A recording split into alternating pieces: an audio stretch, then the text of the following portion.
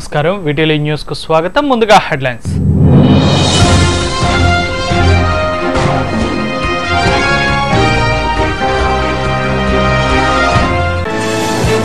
Parliament వర్షాకాల సమావేశాల schedule ఖరారు జూలై 12 నుంచి ఆగస్టు 11 వరకు నిర్వహించనున్నట్లు పార్లమెంటు వ్యవహారాల శాఖ ప్రకటన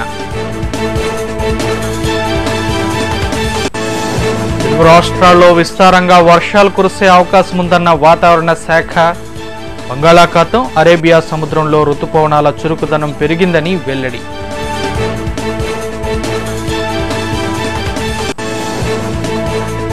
శాఖలో భూ కబ్జా పర్వంపై ధ్వజమెత్తిన వైసీపీ నేత అమర్నాథ్ భూ కుంభకోణాలపై సిబిఐ విచారణ జరిపించాలని డిమాండ్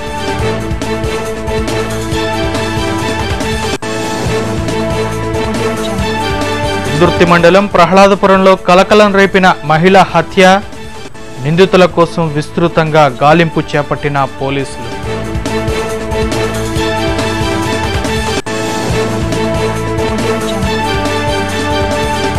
సింహాచలంలో వైభవంగా కొనసాగిన శ్రీ పైడితల్లి అమ్మవారి వార్షిక మహోత్సవాలు శేష సంఖ్యలో ఆలయానికి పోటెత్తిన భక్తజనం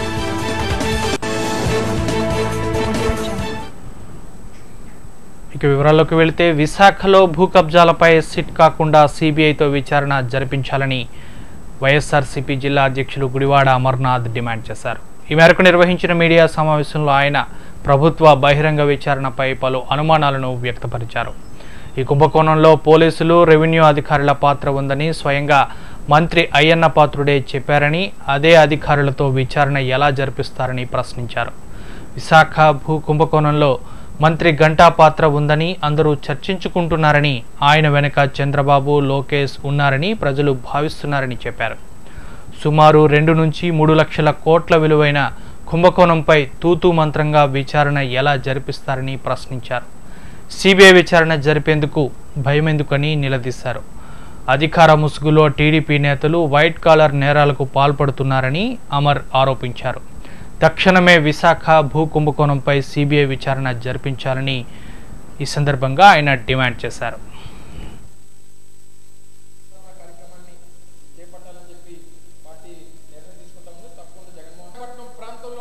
భూములు కొలగొట్టాలని చెప్పి మీరు చేసినటువంటి ప్రయత్నాన్ని అటు ప్రతిపక్షంగా వైఎస్ఆర్ కాంగ్రెస్ పార్టీ కానీ మిగిలిన రాజకీయ పార్టీలు కానీ ఈ ప్రాంతంలో ఉన్నటువంటి ప్రజానికం కానీ అంతా కూడా బట్టబయలు చేసి మిమ్మల్ని రోడ్డు మీద నిలబెడితే మీరేదో తూతూ మంత్రంగా అలా ఒక విషయాన్ని అడుగుతా ఉన్నాం.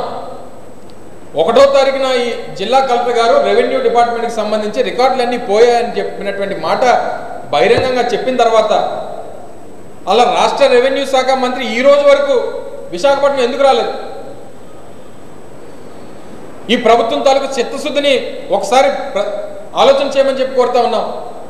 ప్రజలు కూడా గమనించమని కోరుతా ఉన్నాం. డిప్యూటీ సీఎంగా ఉన్నటువంటి వ్యక్తి, రాష్ట్రానికి రెవెన్యూ శాఖ మంత్రిగా ఉన్నటువంటి వ్యక్తి, రెవెన్యూలో ఇంత పెద్ద భూదందా జరిగిందని ఇన్ని వేల లక్షల ఎకరాలకు సంబంధించినటువంటి రికార్డులు పోయాయని చెప్పి జిల్లా మ్యాజిస్ట్రేట్ అయినటువంటి కలెక్టర్ చెప్తా ఉంటే మీ ప్రభుత్వం ఉన్నటువంటి బాధ్యత ఏంటి? అంటే మీ ముఖ్యమంత్రి గారు మిమ్మల్ని వెళ్ళొద్దన్నారా? లేకపోతే 15 రోజులు దీన్ని సినిమా నడుపుదాం, ఆఖరిలో దీన్ని నీరుగార్చేద్దాం అనేటువంటి విషయాన్ని ఏమన్నా మీకు ముఖ్యమంత్రి గారు చెప్పారా? లేకపోతే ముఖ్యమంత్రి తనయుడు లోకేష్ దాని జోలికి వెళ్తే మీ అంతు చూస్తామో లేకపోతే మీ పదవి తీసేస్తాం అనేటువంటి. ఇటీవల నగరంలోని ఓ స్టార్ హోటల్లో ఉద్యోగినిపై అత్యాచారానికి పాల్పడ్డ గ్యాంగ్ను పోలీసులు అదుపులోకి తీసుకున్నారు. ఈ మేరకు నిర్వహించిన మీడియా సమావేశంలో క్రైమ్ డీసీపీ నవీన్ గులాటి ఆయా వివరాలను వెల్లడించారు. నగరంలోని ఓ స్టార్ హోటల్లో రిసెప్షనిస్ట్ ట్రైనీగా విధులు నిర్వహించే ఓ యువతిని అదే హోటల్లో పనిచేసే వ్యక్తులు గ్యాంగ్ రేప్కు పాల్పడినట్లు తెలిపారు. బాధితురాలి ఫిర్యాదు మేరకు కేసును విచారించగా సీసీ ఫుటేజ్, మెడికల్ రిపోర్ట్ ఆధారంగా 3 నిందితులు ఆమెపై అత్యాచారం జరిపినట్లు ప్రాథమికంగా వెల్లడైనట్లు చెప్పారు. పిఎంపాలెం ప్రాంతానికి చెందిన శ్రీధర్ ఈ కేసులో ప్రధాన నిందితుడిగా పేర్కొన్నారు. ఇతడితో పాటు దుర్గా, వినయ్ కుమార్ అనే 2 నిందితులు ఈ ఘటనలో పాల్గొన్నట్లు చెప్పారు. వీరిలో శ్రీధర్, దుర్గా అదే హోటల్లో ఉద్యోగులుగా కాగా 2 అదుపులోకి తీసుకున్నట్లు తెలిపారు. మరో నిందితుడు వినయ్ కుమార్ పరారీలో ఉన్నట్లు తెలిపిన ఆయన అతడి కోసం గాలింపు ముమ్మరం చేసినట్లు వివరించారు. Conception about police and judiciary going to ఏ చేస్తాం సార్ ఇన్ఫ్లుయెన్స్ ఎవరికి ఇన్ఫ్లుయెన్స్ ఎవరు చేస్తారు నిన్న కూడా మనం డీటెయిల్ రికార్డ్ చేసాము షీఈస్ కోఆపరేటింగ్ నో ప్రాబ్లం సరే కోఆపరేట్ చేస్తాం సో ఇవన్నీ ఎవిడెన్స్కి అనలైజ్ చేసిన తర్వాత విట్నెసెస్తో మాట్లాడిన తర్వాత సీసీటీవీ ఫుటేజ్ చూసిన తర్వాత ఇంకా మెడికల్ ఎగ్జామినేషన్ ఫస్ట్ రిపోర్ట్ మనకు వచ్చింది ఎఫ్ఎస్ఎల్ రిపోర్ట్ పెండింగ్ ఉన్నాయి కానీ ఫస్ట్ రిపోర్ట్ మనకు వచ్చింది సో మన ఇంప్రెషన్ మన ఫస్ట్ కంక్లూజన్ ఈజ్ దాట్ రేప్కి ఏం ఎవిడెన్స్ లేదు so we are converting this rape సెక్షన్కు 354 అంటే మొలెస్టేషన్ సెక్షువల్ మొలెస్టేషన్ కన్వర్ట్ చేస్తున్నాము సో ఇది కేసులో మనమే 3 అక్యూజ్డ్ చూపిస్తున్నాము first accused is Sakineti Sridhar Sridhar ex employee of hotel resident of PM Palem second accused మనమే కొమ్ము దుర్గా ఈయన కూడా హోటల్ ఎంప్లాయీ రెసిడెంట్ ఆఫ్ చిన్న వాల్టైర్లో ఉంటున్నారు ఈయన and third accused is L Vinay Kumar Raju ఇప్పుడు అబ్స్కాండింగ్ ఉన్నారు మనకు దొరకలేదు కానీ శ్రీధర్ అండ్ దుర్గా మనమే అరెస్ట్. నగరంలోని పెందుర్తి మండలం ప్రహ్లాదపురంలో ఓ మహిళ హత్య తీవ్ర కలకలం రేపింది. ప్రహ్లాదపురంలో స్థానికంగా నివాసం ఉంటున్న రామలక్ష్మి అనే మహిళను పథకం ప్రకారం ముందుగా పసిగట్టి దుండగులు హత్య చేశారు. పట్టపగలు ఇంట్లోకి చొరబడి దుండగులు మహిళపై దాడి చేసి ఆపై తాళ్లతో కట్టేసి కడతీర్చి బంగారు ఆభరణాలు సొత్తును దోచుకెళ్లారు. ఒక్కసారిగా చోటు చేసుకున్న ఈ ఘటనతో స్థానికులు హడలిపోయారు. ఈ విషయం తెలుసుకున్న స్థానికులు తండోపతండాలుగా ఘటనా స్థలికి చేరుకుని నివ్వెరపోయారు. సమాచారం మేరకు రంగంలోకి దిగిన పోలీసులు ఘటనా స్థలిని క్షుణ్ణంగా పరిశీలిస్తున్నారు. జాగిలాల సహాయంతో దుండగల ఆచూకీ కోసం గాలిస్తున్నారు.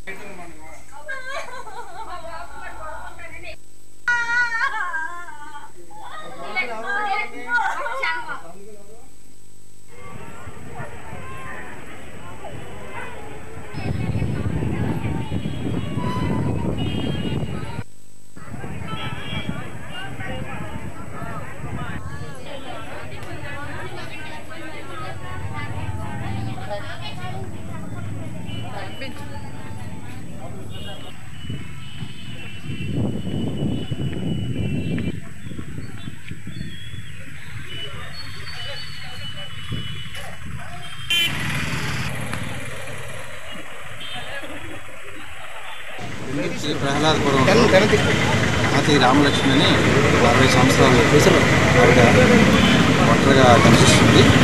ఇద్దరు పిల్లలు ఒక అమ్మాయి కూడా ఈ దగ్గరలోనే ఉంటున్నారు. అబ్బాయి గోపాలపట్నంలో ఉంటున్నారు, ఒక అబ్బాయి ఇంకొక అబ్బాయి విజయవాడలో ఉంటున్నారు. ఇక్కడ ఆవిడ ఉండి జీవిస్తున్నారు. ఈరోజు 11 గంటల సమయంలో ఆవిడ వాళ్ళు అల్లుడు పూర్తిగా మాట్లాడారు. మళ్ళా వాళ్ళ అల్లుడు వచ్చి సుమారు 2 గంటల సమయంలో చేసేటప్పటికి లోపల ఆవిడ చనిపోయి పడినారు. అనుమానాస్పదంగా ఉంది. ఆవిడ ఎవరో గొంతు మిగిలినట్టు అనువాలు కనిపిస్తున్నాయి. గొంతు మీద ఉండే సుమారు బంగారం పోయినట్టు చెప్తున్నారు.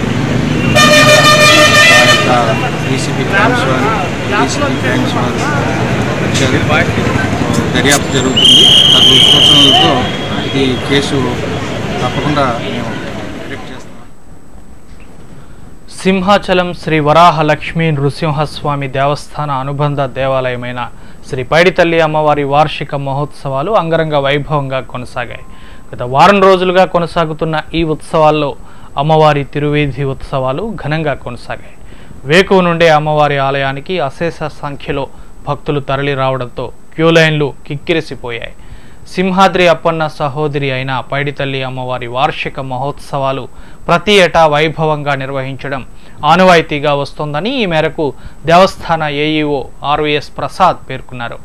సోమవారం రాత్రి అడవివరం గ్రామంలో గంట దీపాలతో మహిళలు అధిక సంఖ్యలో పాల్గొని అమ్మవారికి మొక్కులు చెల్లించినట్లు తెలిపారు. అదేవిధంగా మంగళవారం ఉదయం అమ్మవారి చదరం పట్టు వద్ద అమ్మవారికి ప్రత్యేక పూజల అనంతరం అనుపు మహోత్సవాన్ని వివిధ సాంస్కృతిక కార్యక్రమాల నడుమ భారీ ఊరేగింపుతో కన్నుల పండుగగా కొనసాగించినట్లు వివరించారు.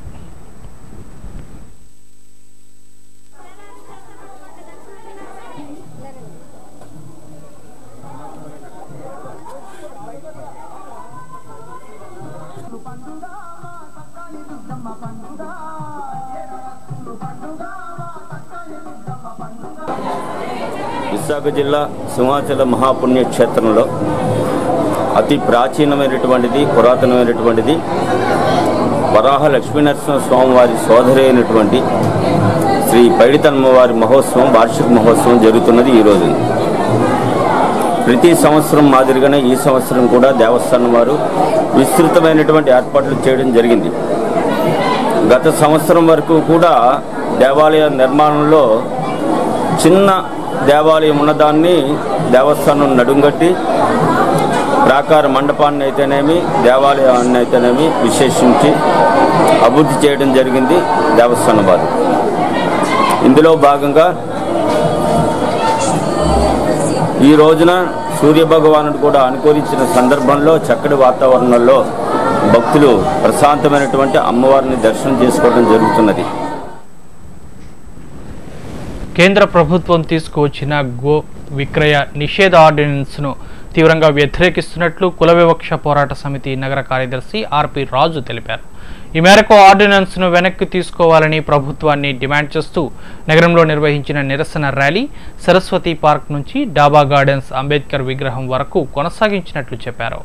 బీజేపీ ప్రభుత్వం ఆర్ఎస్ఎస్ విధానాలను ప్రజలపై రుద్దే కుట్రలకు పూనుకుంటోందని విమర్శించారు. గో విక్రయ నిషేధిత ఆర్డినెన్స్ వలన రైతులు ఆర్థిక భరోసాను కోల్పోవలసి వస్తోందని చెప్పారు. రైతుల సమస్యలపై పట్టనట్టు వ్యవహరిస్తున్న ప్రభుత్వాలు గో విక్రయాలపై నిషేధం విధించడం సబబు కాదన్నారు.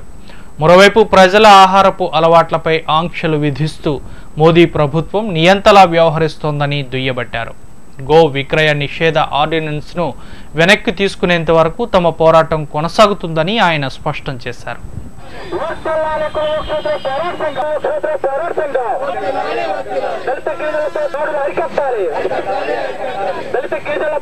పశు విక్రయాలు అన్నది ఒక మాంసం దృష్టితో ఈ ప్రభుత్వం చూడొద్దు. పశు విక్రయాలు అంటే ఈరోజు రైతులు వాళ్ళు పండించినటువంటి పంట గిట్టుబాటు ధర ఇవ్వక పోరాడుతున్నారు.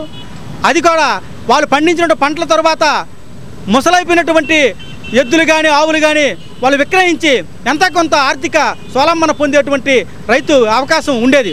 కానీ ఈరోజు 20 లీటర్లు రోజుకి ఇచ్చినటువంటి పాలు ఇచ్చినటువంటి ఆవుని అమ్మడానికి 15,000 20,000కి వెళ్తుందా ఉంది. అంతకుముందు 50,000 60,000కి వెళ్ళేదని చెప్పేసి గ్రామీణ ప్రాంతంలో రైతులు వాపోతూ ఉన్నారు. సంతల్లో పశు విక్రయాలు ఈ ఆర్డినెన్స్ తీసుకొచ్చిన తర్వాత వ్యాపార లావాదేవీలు దెబ్బతిన్నాయి. పశువులను విక్రయించడం అన్యాయం అని చెప్పేసి పత్రాలు ఉన్నా సరే పశువులు తీసుకెళ్తున్నటువంటి వారికి చంపడం, కొట్టడం ఆర్ఎస్ఎస్ గూండాలు, బీజేపీ గూండాలు చేస్తున్నటువంటిది దారుణం. దానికి ప్రభుత్వం వత్తాసు పలకడం మరీ దారుణం. దీన్ని మేము ఖండిస్తున్నాం. కులక్షేత్ర పోరాట సంఘంగా భవిష్యత్తులో ఈ ఆర్డినెన్స్ వెనక్కి తీసుకోకపోతే అన్ని దళిత సంఘాలు కలుపుకొని దేశవ్యాప్తంగా పోరాటం చేస్తాం. సిగ్గుండాలి. మేఘాలాండ్లో ఉన్నటువంటి బీజేపీ ఎమ్మెల్యే దీనికి వ్యతిరేకంగా రాజీనామా చేసే పరిస్థితి ఉంది. బీజేపీ ఎంపీలు వ్యతిరేకిస్తున్నారు, దీన్ని ఖండిస్తున్నారు. ట్రాఫిక్ నిబంధనలకు వ్యతిరేకంగా ఆటో రిక్షాలను నడిపితే కఠిన చర్యలతో పాటు పెద్ద మొత్తంలో జరిమానాలు తప్పవని మల్కాపురం ట్రాఫిక్ విభాగం సర్కిల్ ఇన్స్పెక్టర్ త్రినాథరావు హెచ్చరించారు.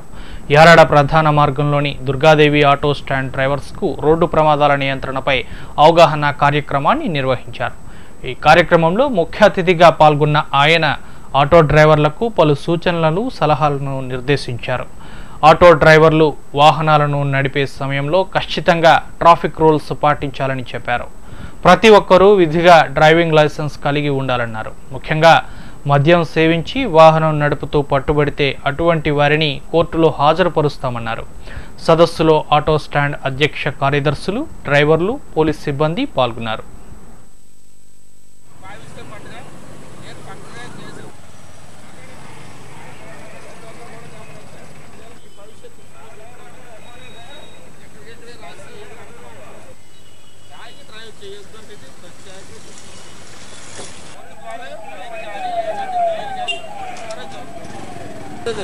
ఎందుకంటే మీ ఆటోలు వెళ్తాయి అనేది అక్కడ మేము కంపల్సరీ చూస్తున్నాం.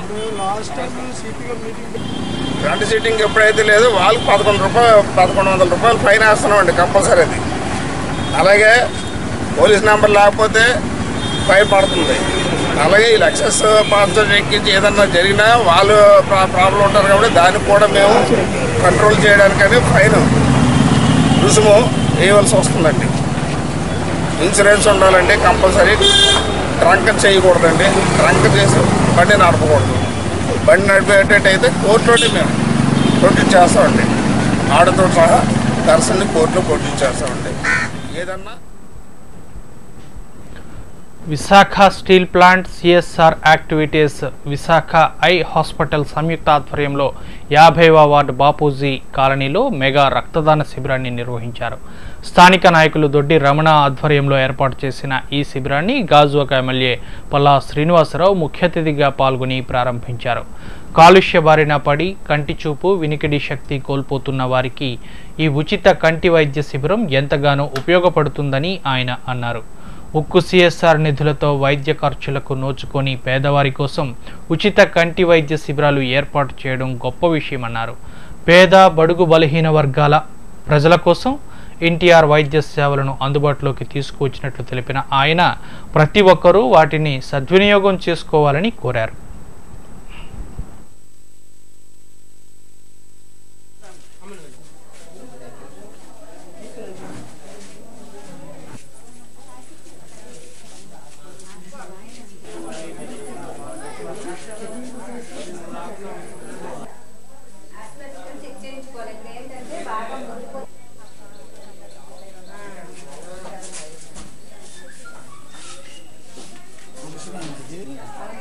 సహాయపడే చేతుల మీద అన్నారు. ఆ సిద్ధాంతం మీద పెట్టేటువంటి కార్యక్రమం చాలా సంతోషంగా ఉంది. అలాగే మా యొక్క సహాయ సహకారం ఉంటుందని చెప్పి ఈ సందర్భంగా తెలియజేస్తుంది. అందరికీ ఇంకా మరి ఇక్కడ ఎవరైతే పరీక్షలు చేయించుకుంటారో వారు ఇంకా మన చుట్టుపక్కల ప్రాంతాల్లో ఎవరున్నా సరే వారికి ఇక్కడ పంపిస్తే వారు కూడా పరీక్షలు చేయించి మరి కళ్ళద్దలు కానీ అవి కానీ పరీక్షలు కానీ ఇంకా కావాల్సిన మందులు కూడా ఇవ్వడం జరుగుతుంది. బులెటిన్లో స్మాల్ బ్రేక్ తీసుకుందాం.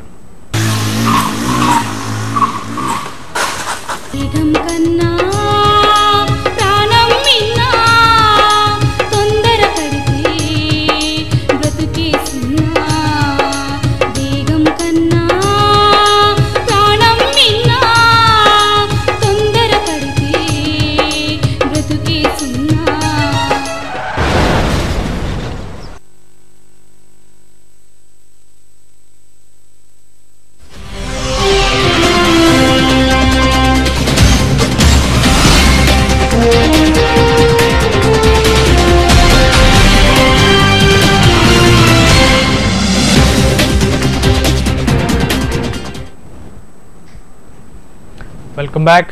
గుజరాత్లో జరిగిన దివ్యాంగుల జాతీయ క్రీడల్లో విశాఖకు చెందిన శ్రీకర్ బంగారు పథకం సాధించడం గర్వకారణమని కోచ్ వేణుగోపాల్ రెడ్డి తన ఆనందాన్ని వ్యక్తపరిచారు. విజేఎఫ్ ప్రెస్ క్లబ్లో ఏర్పాటు చేసిన మీడియా సమావేశంలో ఆయన ఆయా వివరాలను వెల్లడించారు. Sports authority of India, ministries of youth affairs and sports government of India సంయుక్త ఆధ్వర్యంలో జూన్ 5వ తేదీ నుంచి 10వ తేదీ వరకు జాతీయ స్థాయిలో స్పెషల్ ఒలింపిక్ క్రీడలు జరిగినట్లు తెలిపారు. ఈ పోటీల్లో 20 రాష్ట్రాల నుంచి 624 మంది దివ్యాంగ క్రీడాకారులు పాల్గొన్నట్లు చెప్పారు.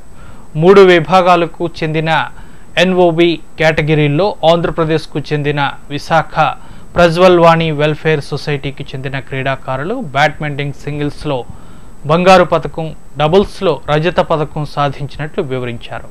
కాగా ఆంధ్రప్రదేశ్కు మొదటిసారిగా ఈ బంగారు పథకం దక్కినట్లు చెప్పారు. కూడా తీస్తాను అనుకొని చెప్పేసి అంటున్నాడు. ఐ హోప్ మీరందరూ దానికి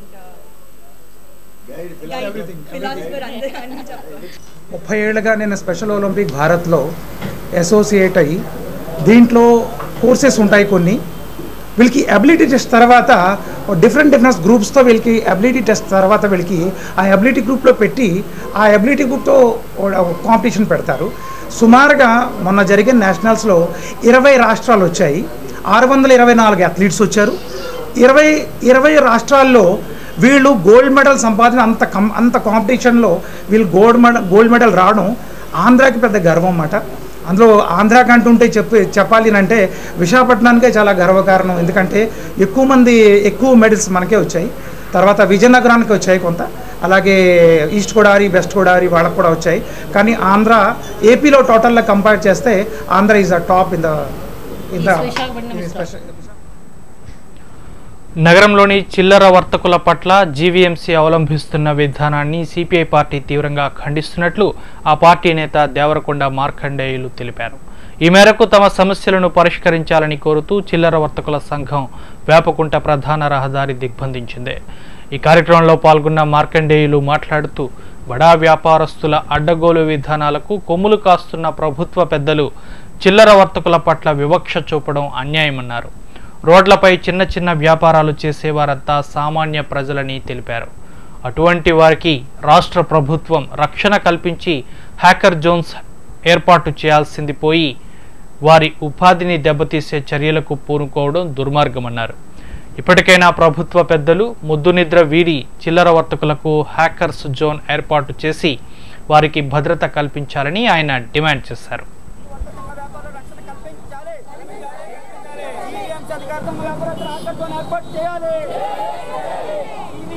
ప్రధానంగా వేపకుంట ప్రాంతంలో ఉన్న ఎవరైతే రోడ్డు పక్కన చిల్లర వ్యాపారం చేసుకుంటున్నారో అట్టడుగు వర్గాలకు చెందినవారు, వారి జీవన విధానం కేవలం ఇక్కడ వడ్డీ పెట్టుకుని అమ్ముకుంటేనే కానీ జీవనం గడదు. ఇటువంటి పరిస్థితుల్లో ఆకర్ జోన్స్ ఏర్పాటు చేస్తామని, రోడ్డు విక్రయదారులందరికీ రక్షణ కల్పిస్తామని ఒక పక్క ప్రభుత్వం ఊతదొంపుడుగా ఉపన్యాసాలు ఇస్తాం తప్ప వారికి వాస్తవానికి చెప్పాలంటే దౌర్జన్యంగా లారీల మీద వచ్చి సామాన్లు పట్టుకోవాలని ప్రయత్నం చేస్తున్నారు. ఇది చాలా దౌర్భాగ్యకరం.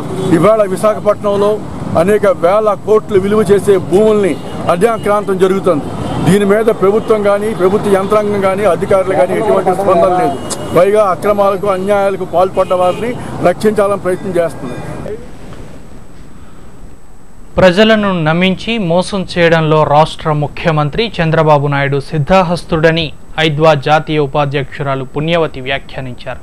మద్యంపై యుద్ధం పేరిట పాత గాజువాకలో చేపట్టిన కార్యక్రమంలో ఆమె పాల్గొని జీపు జాత ప్రచార కార్యక్రమాన్ని ప్రారంభించారు. అనంతరం ఆమె మాట్లాడుతూ విచ్చలవిడి మద్యం అమ్మకాలతో ఎన్నో బతుకులు నాశనమవుతున్నా ప్రభుత్వం పట్టనట్టు వ్యవహరించడం దుర్మార్గమన్నారు. ఎన్నికల సమయంలో బెల్ట్ దుకాణాలను తొలగిస్తామంటూ ప్రగల్భాలు పలికిన ముఖ్యమంత్రి చంద్రబాబు గద్దెనెక్కిన అనంతరం విచ్చలవిడి మద్యం అమ్మకాలకు అనుమతులు ఇవ్వడం సిగ్గుచేటన్నారు. ఇప్పటికైనా ప్రభుత్వం పునరాలోచించి బెల్ట్ షాపులు రద్దు చేసి విచ్చలవిడి మద్యం విక్రయాలను నియంత్రించాలన్నారు. లేకుంటే రాష్ట్ర వ్యాప్తంగా ఉన్న మహిళలను ఐక్యం చేసి మహోద్యమానికి సిద్ధమవుతామని హెచ్చరించారు.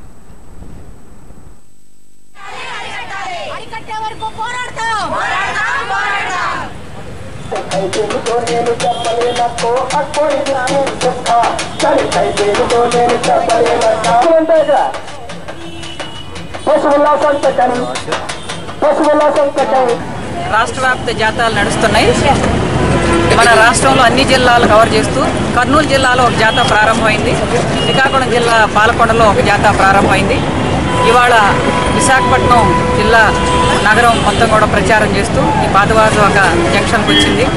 మొత్తం మహిళా కళాకారులు, మహిళా నేతలతోటి, అచ్చంగా మహిళలతోటి జాతర. ఇంత పట్టుదలగా మహిళలు మద్యం వద్దు అని జాతర నిర్వహిస్తున్నారంటే చంద్రబాబు నాయుడు గారు చాలా మాటలు చెప్తారు, కానీ ఆ మాటలకి విలువ లేకుండా చేసుకోవద్దు.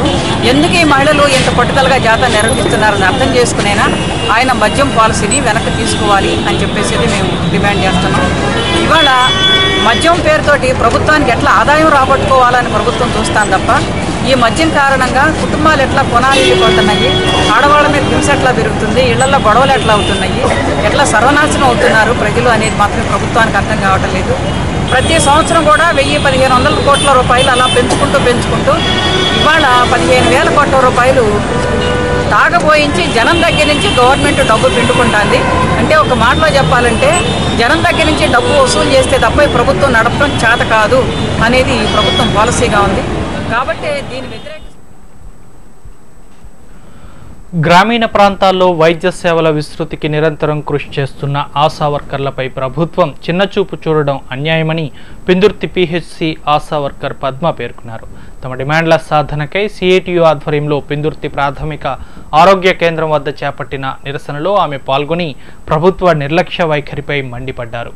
ప్రభుత్వం అమలు చేస్తున్న వైద్య సేవలను క్షేత్రస్థాయిలో అమలు చేస్తూ వెట్టి చాకిరీ చేస్తున్న ప్రభుత్వం గుర్తించకపోవడం శోచనీయమన్నారు.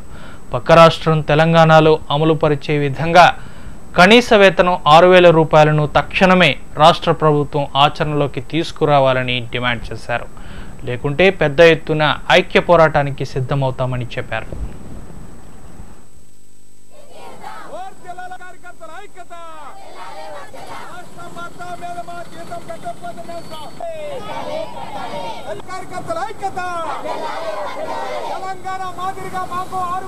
మాకు కనీస వేతనం లేకుండా పనిచేస్తున్నాము. గర్భిణీ స్త్రీ నమోదైన దగ్గర నుంచి ఆ బిడ్డకు 5 సంవత్సరాలు వచ్చేంత వరకు వెట్టి చాకరీ చేస్తున్నాం. టీబీ అంటే క్షయవ్యాధికి మందులు ఇస్తున్నాము, మలేరియాకి మందులు ఇస్తున్నాము, కుష్టి వ్యాధికి మందులు ఇస్తున్నాము. గర్భిణీ నమోదు దగ్గర నుంచి మొత్తం పిల్లలకి సంరక్షణ అంతా మేమే చేస్తున్నాము. మలేరియా వచ్చిందంటే దోమలపై దండయాత్ర కూడా మేము మమ్మల్ని ఉపయోగించుకున్న ప్రభుత్వానికి మాకు జీతం పెట్టాలని ఎందుకు తెలియట్లేదు, మాకు అర్థం కావట్లేదు. కనీస వేతనం తెలంగాణలో 6,000 ప్రకటించిన తర్వాత ఇంతవరకు కూడా మేము ఆలోచించింది ఏంటంటే మన రాష్ట్రం కూడా పెడతాది, మన చంద్రబాబు నాయుడు గారు మమ్మల్ని గుర్తించి జీతం పెడతారని ఇంతవరకు ఆలోచించాం. ఇప్పుడు వచ్చి కూడా కనీస ప్రకటన కూడా ఆశీర్వాదం ఉన్నారని తెలియట్లేదు. తెలంగాణ ప్రభుత్వంలో ఎలాగైతే 6,000 రూపాయలు ప్రకటించారో ఇక్కడ కూడా 6,000 రూపాయలు, మన ఏపీలో కూడా 6,000 రూపాయలు ప్రకటించేంత వరకు మా పోరాటం కొనసాగిస్తామని సిఐటి యూనియన్ ద్వారా మేము సీఎం గారికి ప్రకటన చేస్తున్నాం.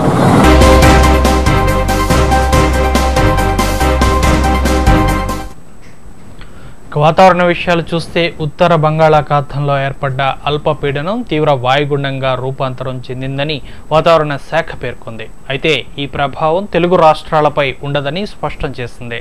మరోవైపు నైరుతి రుతుపవనాలు రాష్ట్రమంతటా విస్తరించనున్న నేపథ్యంలో విస్తారంగా వర్షాలు కురవనున్నాయని పేర్కొంది. కాగా రుతుపవనాల ప్రభావంతో భారీ వర్షపాతం నమోదు కానుంది. ఇక నగరంలో నమోదైన ఉష్ణోగ్రతలు చూస్తే వాల్తేరులో గరిష్టంగా 32.0 డిగ్రీలుగా నమోదైంది. ఎయిర్పోర్ట్లో 33.2 డిగ్రీలుగా నమోదైంది. మరోవైపు కనిష్ట ఉష్ణోగ్రతలు వాల్తేరులో 26.2 డిగ్రీలు కాగా ఎయిర్పోర్ట్లో 26.0 డిగ్రీలుగా నమోదయ్యాయి.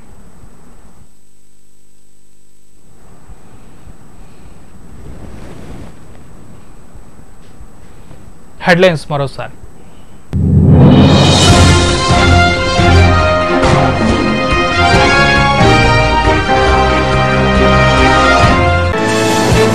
పార్లమెంటు వర్షాకాల సమావేశాల షెడ్యూల్ ఖరారు. జూలై 12 నుంచి ఆగస్టు 11 వరకు నిర్వహించనున్నట్లు పార్లమెంటు వ్యవహారాల శాఖ ప్రకటన. తెలుగు రాష్ట్రాల్లో విస్తారంగా వర్షాలు కురిసే అవకాశం ఉందన్న వాతావరణ శాఖ. బంగాళాఖాతం, అరేబియా సముద్రంలో రుతుపవనాలు చురుకుదనం పెరిగిందని వెల్లడి.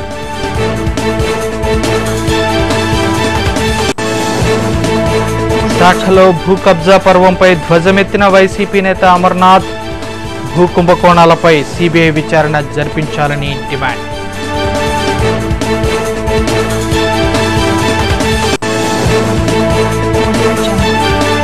దుర్తి మండలం ప్రహ్లాదపురంలో కలకలం రేపిన మహిళా హత్య. నిందితుల కోసం విస్తృత గాలింపు చేపట్టిన పోలీసులు.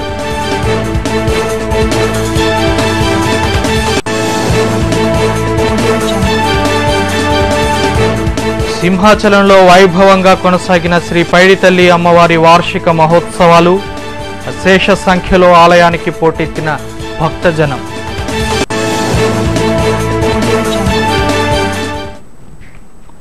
ఈ వార్తలు ఇంతటితో సమాప్తం. మరో బులెటిన్లో మళ్ళీ కలుసుకుందాం. అంతవరకు సెలవు. నమస్కారం.